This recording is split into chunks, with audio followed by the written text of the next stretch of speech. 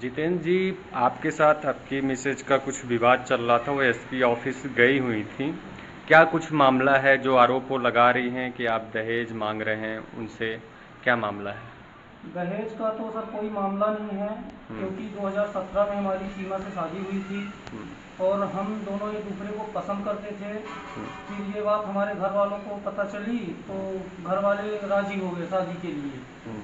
हम दोनों की शादी हुई 2019 तक, 2 साल तक हम दोनों का अच्छा ठीक चलता था।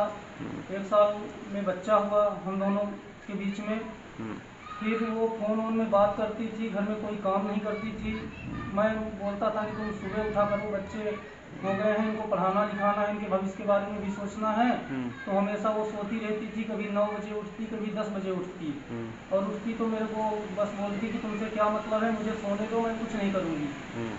और इसी बात को लेकर झगड़ा होता और दिन दिन भर फ़ोन में लगी रहती। मेरे पूछने पे बोलती कि मैं अपनी बहन से बात करती हूँ, अपनी मम्मी से पापा से बात करती हूँ। तो मैं बोलता कि तुम पूरा दिन क्या मम्मी पापा से बात करती हो? इतना टाइम तो मम्मी पापा को नहीं रहता कि तुम पूरा दिन फ़ोन में लगी रहो। और हम्म। मैं घर से इधर उधर कहीं चला जाता तो छत पे चढ़ जाती, तो रात को 10-10 बजे तक बात करती रहती। हम्म। मेरी मम्मी भी 1-2 बार मना की कि तुम बात करती हो किसी से, अगर मेरे लड़के को पता चलेगा तो उसको तकलीफ होगा। हम्म। और अक्सर बात फ़ोन में करती किसी दूसरे से, इसी बात को लेके हमेशा झगड़ा होता था।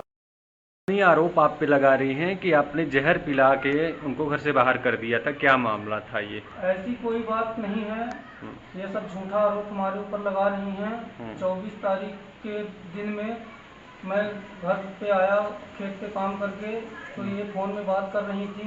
हम्म। जब इनसे मैं पूछा कि तुम किससे बात कर रही हो, तो इन्होंने फ़ोन छुड़ा के तुरंत स्विच ऑफ कर दिया। हम्म। इसके बाद हमने इनसे फ़ोन छुड़ा के और गुस्से में आके फ़ोन तोड़ दिया वहीं पे, कि हम्म। आज के बाद तुम्हारे पास फ़ोन नहीं रहेगा तो तुम किसी से बात नहीं करोगी। हम्म। फिर ये हमसे झगड़ा करने लगी, मुझे गंदी गंदी गाली देने लगी कि तुम अगर अभी तत्काल फ़ोन नहीं खरीदोगे हम्म। तो हम तुमको बर्बाद कर दूंगी। हम्म। और हमारे साथ छीना झपटी की। हम्म। और इसके बाद ये सब करने के बाद बाहर आई घर से और बोली कि मैं जा रही हूँ थाने रिपोर्ट करने, और तुझे जेल करवा के ही छोड़ूंगी हम्म। और बर्बाद कर दूंगी। अगर उसको मैं जहर पिलाया होता हम्म। तो जिनके घर पे हो गई, मेरे परिवार ही लगते हैं, 1 किलोमीटर में उनका घर है। हम्म। अगल बगल 2-4 आदमी और पटेल लोग की बस्ती है, हम्म। वो भी वर्तमान में वहीं पे थे। हम्म। और इसका पूरा देखे हम्म।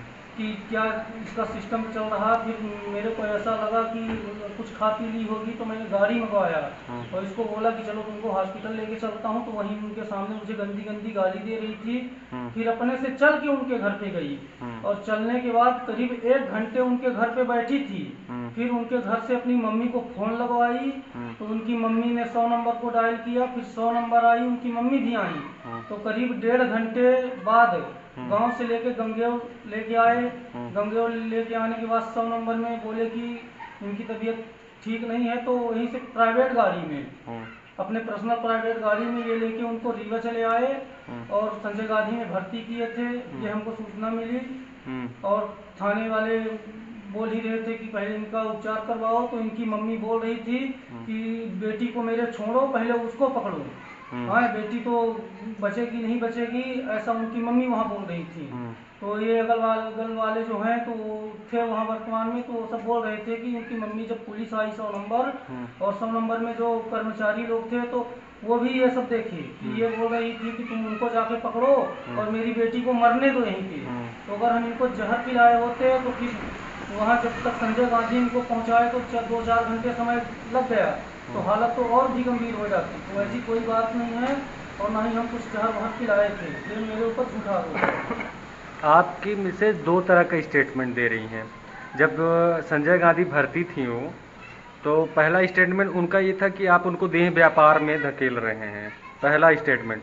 दूसरा स्टेटमेंट जब एसपी ऑफिस में आई तो उनका कहना कि दहेज के लिए आप प्रेशराइज कर रहे थे। तो दोनों में सच्चाई क्या है? अब इसमें सच्चाई तो खुद ही सब सामने आ जाएगी। हम्म। और क्या है कि जो ये आरोप लगा रही हैं कि मेरी सास चरित्रहीन है, हम्म। मेरा पति नशा करता है, नशे का आदी है, तो मुझे उकसाता है कि तुम देह व्यापार करो, पैसे कमाओ हम्म। तो मेरा घर चलेगा। तो ऐसा कुछ नहीं है, सब मेरे हम्म। ऊपर झूठा आरोप लगा रही हैं। हम्म। मेरे पिताजी 2015 में एक्सपायर हो गए थे, मेरी हम्म। मम्मी है, 7 साल का मेरा बच्चा है, मैं अकेला ही हूँ। अपने पिताजी ने। 10 एकड़ की मेरे पास धरती है, मेरे पास मकान है, ट्रैक्टर है, सब कुछ संपन्न है ईश्वर का दिया हुआ, कोई चीज की कमी नहीं है।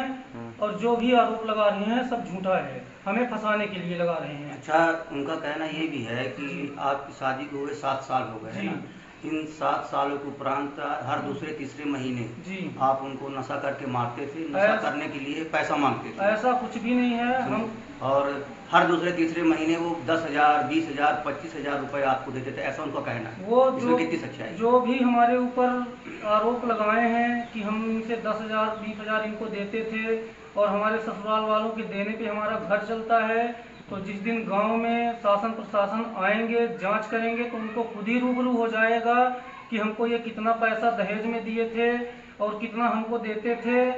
बल्कि हमसे खुद ही कोई ज़रूरत पड़ती थी तो हम इनकी मदद करते थे, अपने पिता ही जैसे मानते थे कि हमारे पिता नहीं हैं तो इनके, मेरी पत्नी के पिता हैं तो हमारे पिता ही हैं। और पिता, जब हमारी शादी हो गई तो हमारे पिता नहीं थे तो हम इनको अपना पिता ही मानते थे। जो कुछ कहते थे तो मैं सब कुछ इनके कहने पे करता था।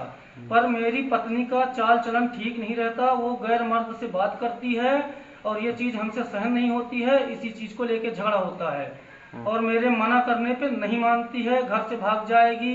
कुछ दिन पहले तो झगड़ा की थी तो अपने मामी के यहाँ थी, फिर मैंने गुमशुदा की थाने में कंप्लेन भी की थी। पुलिस 2 दिन 4 दिन ढूंढने के बाद इसको यहाँ मामी के यहाँ सिमरी गांव से बरामद की थी।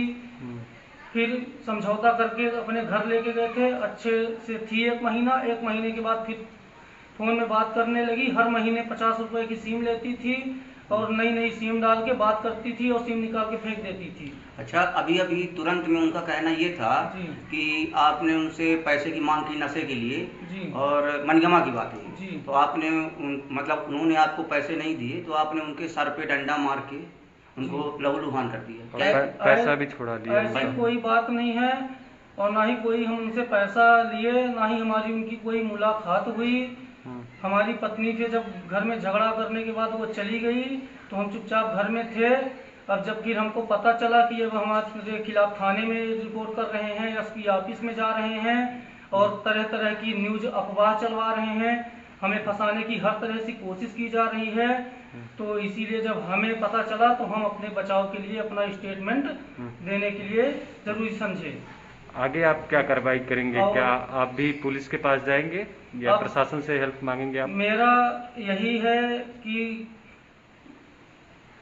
ये जो दर्शक आपको देख रहे हैं, जो आपके खिलाफ अफवाह उड़ रही है, उनसे क्या कहना चाहेंगे? अब प्रशासन से क्या अपील करेंगे आप? माननीय एसपी साहब के यहाँ जाएंगे, अपनी मम्मी अपने बेटों के लेके और अपना हम भी स्टेटमेंट वहाँ पे देंगे कि हमारे ऊपर जो भी आरोप लगाया गया है सब झूठा है और इसकी अच्छे से छानबीन और जांच की जाए और दोनों पक्ष को एक मद्देनजर रखते हुए देखा जाए कि सच्चाई किसमें कितनी है और झूठा किसमें कितना है।